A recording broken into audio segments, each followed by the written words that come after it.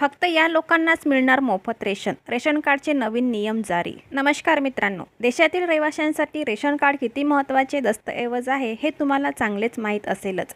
विशेषतः गरीब लोकांसाठी रेशन कार्ड खूप महत्त्वाचे आहे. वास्तविक शिधापत्रिका हे एक दस्तऐवज आहे जे दारिद्र्य रेषेखालील कुटुंबाचे पालनपोषण करण्यासाठी खूप मदत करते.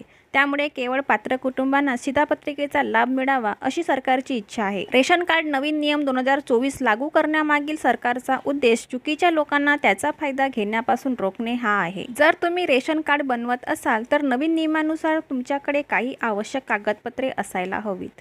कार्यरत मोबाईल क्रमांक तसेच ईमेल ID असणे देखील आवश्यक आहे. अर्जदाराकडे उत्पन्नाचा दाखला, रहिवासी दाखला, जातीचा दाखला असावा. तसेच नव्या नियमानुसार शिधापत्रिका काढण्यासाठी बँक खाते असणे आवश्यक आहे. म्हणून जर तुम्ही अद्याप तुमचे रेशन कार्ड बनवले नसेल तर अर्ज करण्यापूर्वी तुम्ही ही सर्व महत्त्वाची कागदपत्रे तपासून पहा. जर तुमच्याकडे कोणतेही कागदपत्र